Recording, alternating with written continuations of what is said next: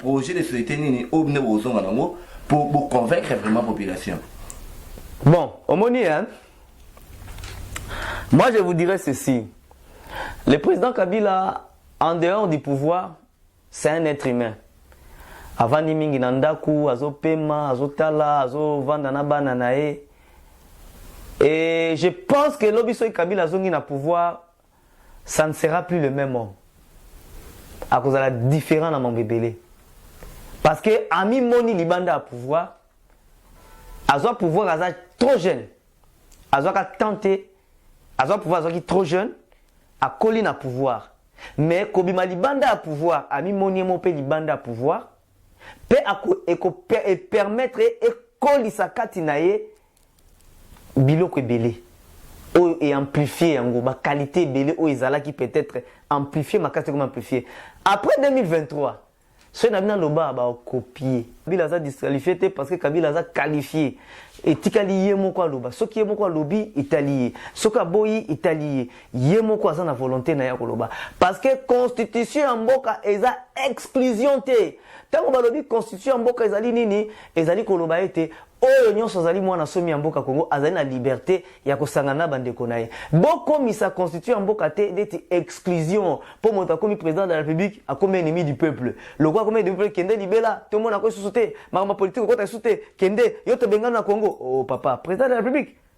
Je pèse mes mots en tant qu'un soldat kabiliste. Nazo ebisabino lelo. L'opposant le plus populaire dans l'opposition à l'Eloyo. Ata botangela nga fayulu eza po ya moko bozana mwa bongo ezo trouble bino. C'est Moïse Katumbi. Moïse Katumbi est devenu populaire wapi? Moïse Katumbi a comme populaire wapi? A outi exil na Kinshasa moto moko taeba Katumbi. Aïe. Kabila Kabange, l'homme de l'unité de tous les Congolais et l'homme de l'alternance démocratique. Ayambiye, Aebisi Alobi, Vandawana. Tungu wa kumwanza. Achelie bakal Katumbi azolela. Kabila Alobi. Oui. Oui. Nous avons une question. Pourquoi nous avons la face à monde de que ce boulot vivre politiquement les deux afro na fachi? Papa, il faut des koloba. Ce qui les loyo. Fachi azo vivre les lo et zapona Kabila. Pourquoi? Parce qu'il a organisé une élection à permettre la passation démocratique. Après koloba lisusu, les lo ce qui miezali parce que Kabila na fait parce que Kabila Félix Pandimi ko sala kimia na ndekone Kabila. Wana to kopé sur raison. Koloba ka te toujours veut ponaï. Non. Politiquement. Parce que tout le monde papa, politiquement, c'est lui qui vit politiquement les loyaux. C'est lui qui vit politiquement les loyaux. Parce que le FCC a souhaité organiser, financer, le président Kabila a souhaité organiser, financer les élections. Il y a un gondé Félix à son pouvoir. Alors, pourquoi ils ont renversé ma camp?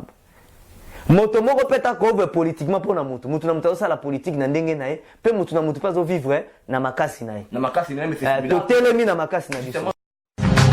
Radio Bissonyonso Congo RDC, une chaîne au cœur du monde. Merci beaucoup de nous renouveler toujours votre confiance dans notre chaîne YouTube de prédilection 26 Live. Mais pourquoi pas à la radio Bissonyonso Congo RDC sur 3 WRCongonews.com, les grands rendez-vous du décryptage de l'actualité. Aujourd'hui, c'est à la radio Bissonyonso Congo avec Similar Kanda, Motuya FCC. Mais c'est Similar Kanda, Motenayo. Mbote, je remercie et je salue les téléspectateurs Nyoso Baye Bazali Kolanda Bisso na BNC TV. Et bonne année à tous, bonne année à tout le monde, et bonne année aussi principalement au président de la République, au président honoraire Joseph Kabila Kabange, à la première dame Maman Denise, à la première dame honoraire Madame Olive Lembe. Binoga bateau bago salamabe pour l'ambogo no trama comme la bonne la première dans TFCC mais c'est là Kanda actualité oblige balobi pour récupérer Batouya F Batouya Lamuka aussi Martin Fayulu Bosi bat l'église catholique. Fidèle bon. Bosi va entrer FCC financement dans l'église c'est pour nous déstabiliser. Par rapport à quoi ils ont des propos qui ne cadrent pas dans propos ils ont cadré dans FCC. Alors pourquoi dire que baza tozu bango baza na biso. Le Congo ils ont beaucoup ils sont libres OK. Ils ont permettre un peu liberté d'expression na divergence de vues. Donc et le Congo côté ma besa. Mais so par exemple bataille des biso biso bazo luka dialogue. Basel la concertation, ils ont pour un avantage, il y a Kabila, donc basé financement, quitte ta concertation, mais au moins, ils ont toujours bien que ça la concertation, ils ont permettre d'harmoniser ma vie, parce que au moins, vous avez des cadres d'expression, vous avez un cadre institutionnel, un cadre informel. Cadre informel n'est pas abisso, mais cadre informel, n'a pas une institution. Ce qui est une institution, le problème c'est que et bon, Monique, bon, vous avez un problème super photo, dialogue. Ils ont m'embêté, mais est-ce que c'est opportun pour le moment? Moi, je pense que c'est inopportun. Pour le moment, le besoin d'un dialogue est athée. Pour le moment, plutôt, c'est le besoin plus de la consolidation et du renforcement du pouvoir. Et renforcement du pouvoir, le loyaume, c'est important que tout l'union sur place, Bazali, divergence de vie dans beaucoup de donc on va soutenir le président Félix Tshisekedi et soutenir aussi la coalition FCC Cash. Mais pour soutenir le président Félix Tshisekedi, mais tout FCC, c'est le terrain. Même dans le niveau, il y a un cadre formel au lobby, niveau, il y a une institution. Tout le monde a non-applicabilité à l'ordonnance bélier à fixer Tshisekedi et pas à ministre. Non. Tout cela, c'est parce que Bolingi, faire échouer. C'est quoi les plans cachés à FCC? Non, il faut pas être brutal de cette manière-là à insulter le FCC. Vous savez, jusqu'à présent, on a évité ceux qui décrénent chef de l'État va appliquer na habité wapi décret par exemple il y a la nomination il y a CNCSS il y a non tu vois les problèmes hein? Les gens ne comprennent pas les choses bato bazana un peu na motema mabe ya ko analyser biloko ce qu'on a dit président de la République Passation Salami hein ba résultat ndenge bimaki et bimisi FCC majoritaire na parlement et bimisi papa omoni kobet komemakate ko formalisakate débat informel les anini o ezana soubassement mon côté juridique muta vandika kananda kuna ya bandi non Banoma ça n'a pas évité. Martin Fayulu combat les informel les informalités. Yo vraiment muto azalaki avant élection baloba à quoi azaki crédité de 0,02%. Tangu bapesi moi soutien et boti moi o et botaki wana. Yo za sûr que Martin Fayulu azaki azam mutu moko fala mais la défaite na facilement. Martin Fayulu ko mais la défaite facilement. Martin Fayulu qui a perdu l'élection, a défaite facilement parce qu'il a sûr 2023 non partant. Il y a encore que 2023 non partant. Alors il y a encore moni tozo ko senga koza dribbling mo ko sala mamikolo. Martin Fayulu a en campagne, n'a pas mis en campagne. Joseph Kabila jusqu'à présent a en campagne. Le FCC tout en campagne. Non. Ça c'est un faux débat. Nous avons un faux débat. Kabila a disqualifié parce que Kabila a qualifié. Et Tikali Yemoko Loba. Ce qui est Yemoko Lobi, Italie. Ce qui est Boyi, Italie. Yemoko a la volonté na Yakoloba. Parce que Constitution en Boka est à exclusion. Tant qu'on va dire Constitution en Boka est à l'inini, est à l'Ikoloba été. Oyo nyonso azali mwana somi ya mboka Congo azali na liberté ya kosangana bandeko na ye boko sa constitue ya mboka te d'être exclusion pour moto akomi président de la République akomi ennemi du peuple le roi akomi ennemi du peuple kende libela tout le monde akomi sous-souté makamba politique ko ta sous-souté kende yo to bengana na Congo oh papa président de la République. Même si c'est similaire, on a évité aussi il y a un cadre formel. Joseph Kabila a épuisé déjà des mandats.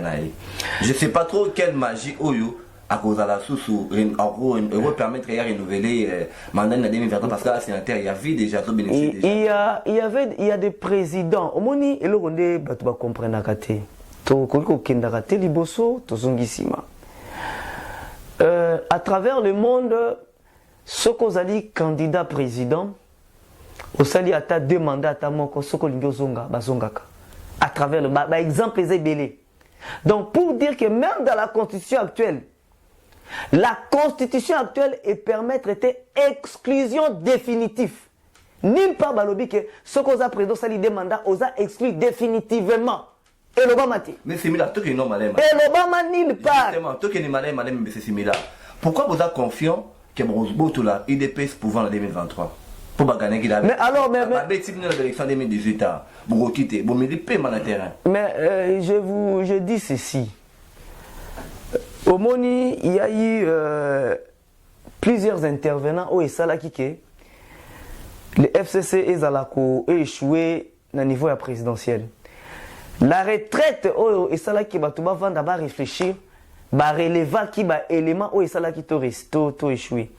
Normalement ba mingi bazala qui un peu dessus na ndenge X aleki candidat ngana aleki candidat Frank aleki te nanya aleki te. Et ça là ka est démobilisé ka force énergétique ya FCC pour na ko remporter présidentielle. Yangonde Moutessala qui au niveau de la présidence on a échoué. Mais sachez-le bien que Kabila qui cause échec non, Kabila parce qu'il y a Jiraki Mabé. Non, Kabila n'a Kabila n'a pas mal géré. Kabila a très bien géré parce que élément ya bonne gestion ezali. Papa, mboka oyo avant Kabila zwango tozalaka biso na bino awa mutaye na sika awa zate. Tozalaka na problème. Donc c'est là où il y a sécurité à Makasi. Oh, le ata nani citoyen mbongo alobi kaka o insécurité alobi lango neti na RDC mobimba. Le lot tozalika na point moko eza Beni Butembo. Le gros des points de la République démocratique du Congo eza sécurisé. Le Congo est uni. Tozalaka déjà na balkanisation bozolo ba balkanisation. Kabila balkanisation salamaka déjà parce que na niveau Équateur kozalaka déjà république déjà wana. Jean-Pierre Bemba na batonaye. Na niveau Kisangani kozaka république. MRCD Kabaroje Lumbala na parti na bango. Na ba misusu pe na parti na bango. Na niveau Goma ezaka da république. Pe na Kitose komaka da république. Ezalaka déjà balkanisation bozolinga koloba wana. Mais Kabila Kabange, l'homme de la paix et de l'unité de tous les Congolais, a refusé cette banalisation. A sali keto sangana a réunifié mboka papa nanga. Yo le belanga li kama bakrafezo. Yo le belanga le loki Kabila mabe. Yo le belanga le loki mboka o mboka mo eza na kao. Yo le belanga le loki toza na pasi le lo toza nini papa. Pasi ezalaka na mboka, mabe ezalaka na mboka, nyonso ezalaka na mboka, mboka o eza na bosantu, o mabe ezangi ezalaka paradiso, ezalaka paradis, o place nzamba zali, nde place mabe ezanga, mais ya mokili ase koko se kozala, mbelinga mbenge kozala, moke kozala, nde ako babengi vie terrestre. Vie terrestre ezalaka parfait. Mais c'est similaire na tout mutuna moko yelinga, est-ce que yo votera Kabila dans l'élection 2017? Papa, nazo lobango bien nzamba zo monanga, je suis prêt. Na lobby yango. Votera Kabila. Je l'ai dit, j'ai respecté le mot d'ordre de Kabila Kabange. J'ai voté Emmanuel Ramazani Shadari. Na 2018. Na 2006. Nabi votera. Nani? Nabi voté Tensere Poani. Yo mona Ramage. Ah, limisanga. O manga na nini? O manga wanate. Na 2006. J'ai voté Joseph Kabila Kabange. Na 2011, parce que campagne de Bandai 2010, c'est ce qu'il y a en 2011. En 2011, j'étais à Kinshasa. J'ai voté Joseph Kabila Kabange. Donc, nous avons la trinité d'Angaïa vote Kabila. Nous avons voté Kabila comme président 2 fois. Nous avons voté Kabila comme respect à mot d'ordre et consigne de vote 1 fois. Tchadar. J'ai fait ma. Et dans la campagne, je tiens à signaler, dans la campagne à Chadari. Na sala campagne, naza parmi les rares. Oh, même jusqu'à 1 semaine avant la clôture de la campagne, dans les cas de médias belé, sans financement, sans quoi que ce soit, avec les moyens de bord. Il y a Force Citoyenne Populaire FOSIP, tous les cas de médias belé, tout le bélan de Kochadari, tout ça là, débat contradictoire, il y a grave. Au peut bêta ba KO debout. Tout là, que Kabila Kabange n'a pas un bilan négatif à défendre, mais Kabila Kabange a un bilan positif à défendre. Botika Roko sana ko salir moi na maman Sifa. A sala ki mosala na ndenge longobani pour na servir mon peuple naé, namboka naé ko le Congo démocratique. Mais ce que Kabila a un bilan positif. Qu'est-ce qui a fait que vous allez disqualifier Emmanuel Shadari dans l'élection après Félix Tshisekedi? Na lobelio awa ke les FC c'est d'abord nazo ebiso lelo. nani alobaka o ba bomesana ko lobelo komoko soko tangi voix ya Shadari soko tangi voix ya nani ya nani ya Martin Fayulu otali tangi voix ya voix ya Félix Tshisekedi okomona à 80% le peuple avait vomi les FCC. Je vous dis ceci aujourd'hui, je pèse mes mots en tant qu'un soldat kabiliste. Nazo ebisabino lelo. L'opposant le plus populaire dans l'opposition à l'élo, Atabo Tangelanga Fayulu, et ça pour un mot bozan à moi bongo et troublé bino. C'est Moïse Katumbi. Moïse Katumbi est devenu populaire wapi. Moïse Katumbi a commis populaire wapi. A outi exil, na Kinshasa Motomoro Taïba Katumbi. Aïe. Kabila Kabange, l'homme de l'unité de tous les Congolais, et l'homme de l'alternance démocratique. Ayambiye, Aebisi Alobi. Vandawana Tungu wa kumwanza achelie bakal Katumbi azolela Kabila lobi mi gouverneur kokoma gouverneur na ye a travaillé a sali pona ekolo. Moïse Katumbi a travaillé sous la protection et la bénédiction de Kabila Kabange. Moïse Katumbi a cause popularité na ye na PPRD comme membre du PPRD. Il est populaire parce qu'il a été membre du PPRD et c'est un PPRdien. C'est un PPRdien, mais c'est similaire pour Nasilisa. Tangu bolobaka. Toko tangi bavoie à Fachi. Toko tangi bavoie à Fachi. Avant PPRD, yoka ande konanga. Tinga na sa idée nanga. Okokatanga idée te. Nakoma na suka idée. Na tiki na mboga na potete ozongela te. Tika ngana sisa ndekona. Tika ngana sisa kokata te. Yoka tokende, yoka papa tokende. Vital Kamerhe, oya pesi Félix Tshisekedi pe ba voix. Avant comme Vital Kamerhe ayebanaka wapi. Oko le katana zando moko te na bonto ba. Asala Kabila te, Kabila ne mutasala Kamerhe. Botika lokuta wana. Kamerhe aye. Azui popularité na pe na PPRD. PPRD qui est à côté à Fachi, PPRD qui est à côté à... Pourquoi tu viens inverser les choses? Je n'inverse rien. Je te dis que si vous calculez la voix na bangomi balé wana, olongoli par ya Katumbi, PPRD, olongoli par ya Vital Kamerhe, PPRD, au pesi bango par na bango, comme on a ki bazaka na 15%, au bango balé basala ki wana. Alors pour te dire que le PPRD est un parti populaire et un parti fort. Donc, pour te dire que ce qui est loyo, Toloba qui tozala uni, d'abord, on a obatika qui na niveau à parti, et que bazala qui bien mobilisé pour la campagne, Emmanuel Chadar azala injecté. Mais le loi est la chef de l'État. Alors, bon, ça la paix reconnaissant. Pour le président Joseph Kabila, il y a Kondima, malgré tout que Kana est perdre, qu'on paie ça. Pouvoir na Félix Tshisekedi. Bon, justement, avant d'emboka similaire Kanda, tout le bilan PDSM 2023, pourquoi vous êtes confiant que vous récupérez le pouvoir? La confiance est que moto a viva kazana azana fouaté, aza moto aza bololé, to aza moto aza cadavre. Moto azo vivre papa bileza négatif te to kenene loko moko. Yo avant moi na 2 ans azalaka millionnaire. Moi, il y a une classe, maman a vu mon cas, il y a 1 million. A PCA qui est dans Wenz. Voilà, bilan négatif, voilà. Le lot, européen, ça moi, combien 100 francs. À qui a reçu ma mikate. Mais mon papa, a payé ça moi, billet, moko, il y a 1 million avec 6 euros. Pas son baigné, moko. Ba fonctionnaire impayé. Plus qu'impayé. Wana bilan ya Kabila. Wana bilan Mobutu wana. Na Zaïre, ndenge place mo place parce que Laurent Désiré Kabila a salaka 3 ans et demi. Kabila nde muto ya kolongola Zaïre wana. Ayeko kotisa Congo démocratique. Monnaie lelo monnaie vanda.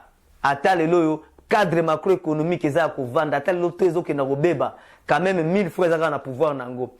Carburant, bato babanda osala 3 jours na station essence pour moto azwa 10 litres bato babosani yango po lelo balala kasi na ba station te lelo bato bakoma okomi na station aux 10 litres essence au kenda kwata 100 aux 8 nyonso na Kabila bilan négatif merci Nabino ingratitude eza condamnable oui nous ta kasu comme t'avais notre question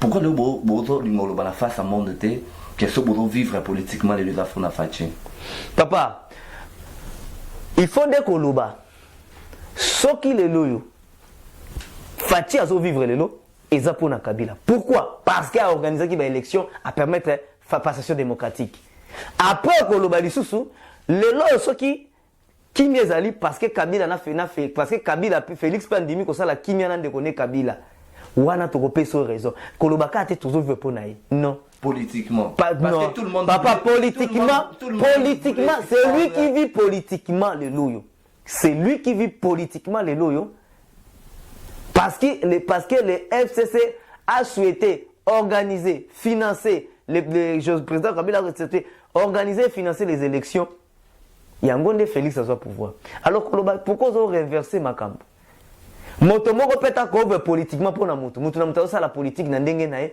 pe moto na moto pas vivre na makasi nae mais c'est to telemi na makasi na biso à l'est qu'est-ce qu'il faut faire à l'est guerre exatée mais na est guerre exatée mais on a propos ya ba politicien c'est quoi accuser Kabila Mtaza hauteur ya guerre na est yo na Congo yo bato bamonaka silence ya Kabila nde epusaka bango ba accuser na nyonso te parce que Kabila ya registrate na balokuta bozoba yango ekomi soko accuser Kabila okubima na poto même ata okomona bakopesa mwa mbongo mwa financement na est koza rébellion te koza guerre te na est eza terrorisme na criminalité sangani babi hauteur na moza Kabila Kabila po anini yo kanala kisayo soko tali na est Martin Fayulu la kosala te Martin Fayulu soka zalaka mota vérité Angaza la reconnaissant envers Katumbi, Angaza la reconnaissant envers Bemba, ou Bapesa qui soutient.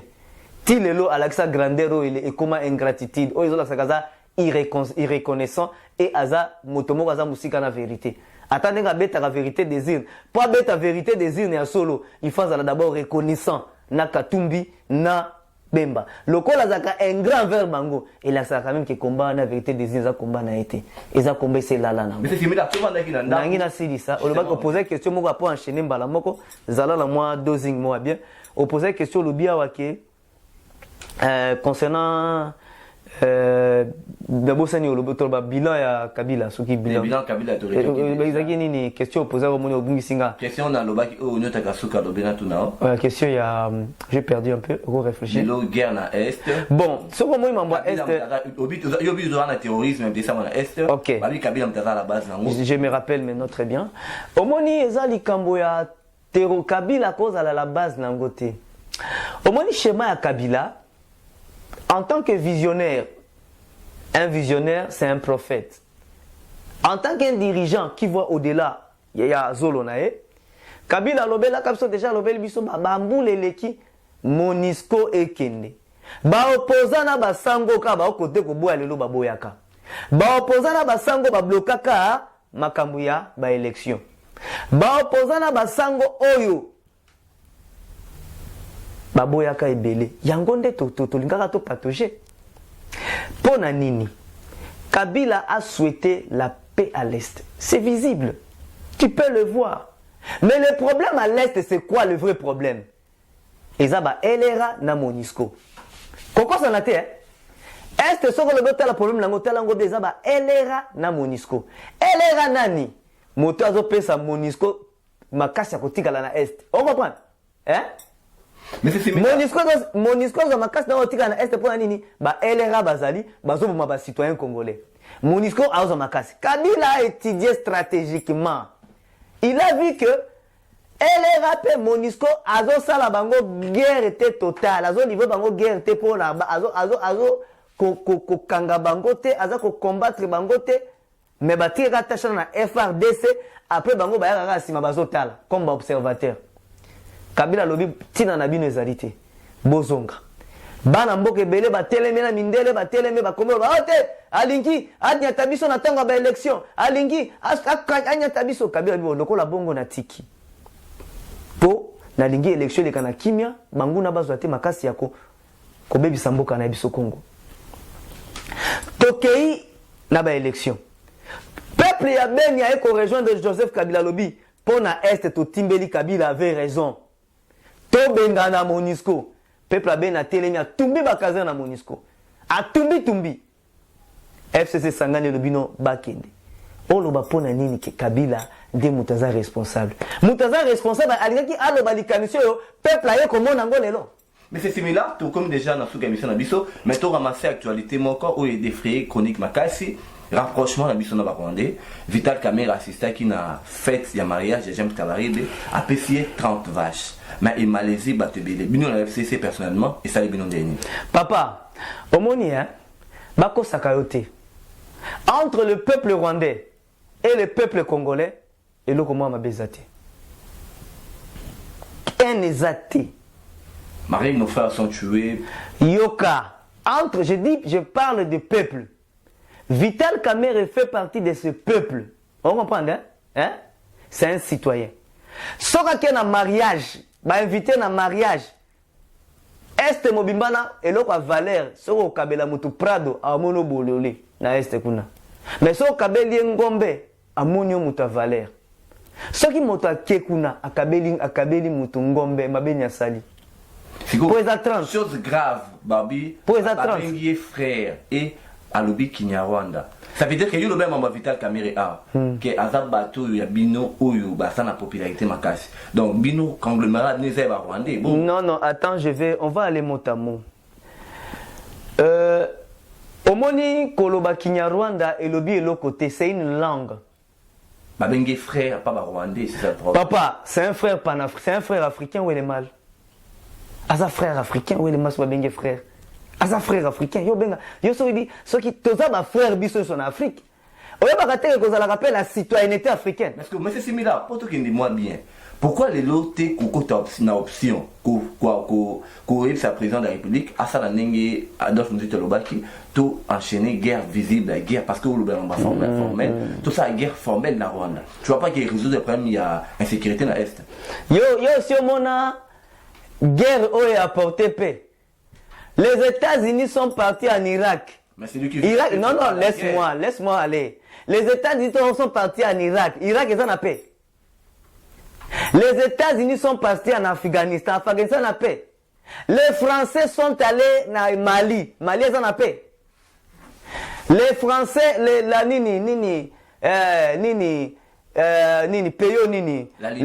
Somalie. Les Américains qui quittent la Somalie, opération Restaurer l'espoir.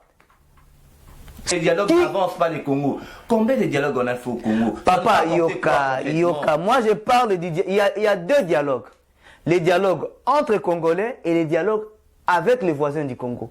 C'est la chose la plus importante. Oh, Mouzito Alobawana, et ça populisme, et immaturité.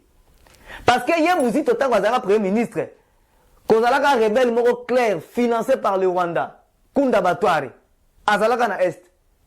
Yoka, Mouzito Aloba, to attaqué Rwanda. Abo ko bango point. Pourquoi est-ce que le Premier ministre Ndamoni Makasa ko bango ndabimi Makasi non to attaqué Rwanda. Po ayebi. Pour alinga ki rubeta tour na Beni Butembo. Alinga sala succès na Beni Butembo. Batu ba mona moto leke.